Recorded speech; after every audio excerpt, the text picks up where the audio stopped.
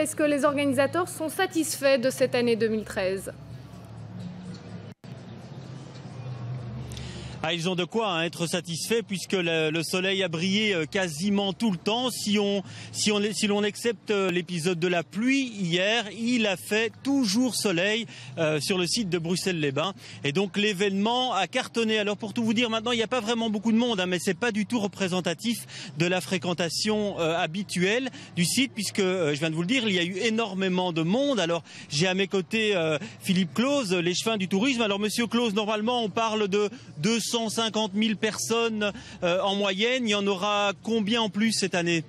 Moi, je crois qu'on va monter aux 350-400 000 lors des toutes grandes éditions. Donc, c'est une année exceptionnelle, sans doute une des meilleures années depuis que l'événement existe, depuis 11 ans. Et c'est vrai que le soleil a joué beaucoup, mais aussi toutes les animations qui ont été mises en place. Alors, ça doit vous changer de l'année passée, parce que l'année passée, la pluie était très, très présente. L'année passée, on a eu 7 jours sans pluie, seulement 7 jours. Cette année, on n'a eu qu'un seul jour de pluie. Donc, c'est vrai que la météo a beaucoup joué.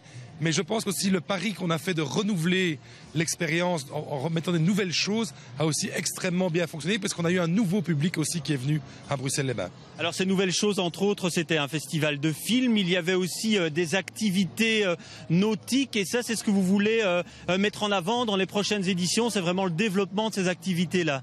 Mais je crois que c'est ça la force de Bruxelles-les-Bains, c'est au-delà d'animer l'été, c'est de réhabiliter le canal. Vous savez que ce canal a une image désastreuse dans Bruxelles pendant des décennies. Et depuis que cet événement existe, depuis qu'il y a toute une rénovation urbaine qui est pensée, le canal a été réadopté par les Bruxellois et par les gens qui fréquentent Bruxelles. Et c'est vrai qu'en accentuant tout ce qui se passe sur ce canal, je pense qu'on réussira encore plus notre pari. Donc ça veut dire que toutes les activités qui ont été mises en place cette année, le festival de cinéma, on reprendra la même recette l'année prochaine. Évidemment, on va toujours essayer d'améliorer le côté culturel, le côté sportif, de plus en plus d'événements pour qu'il y ait toujours quelque chose à faire à Bruxelles-les-Bains. Mais je crois qu'au niveau des spectacles événementiels, on va encore essayer de mettre une touche différente. Ça fait 2 années qu'on fait un grand spectacle d'ouverture. Je crois vraiment qu'on va continuer à travailler ce sillon-là.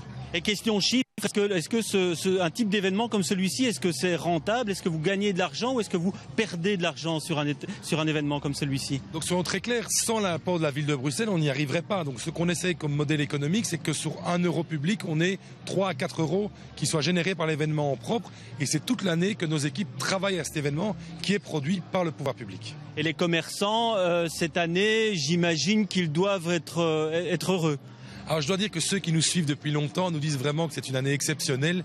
Et oui, ils sont très heureux, ce qui nous satisfait aussi parce que ce sont aussi les premiers qui nous permettent de financer cet événement.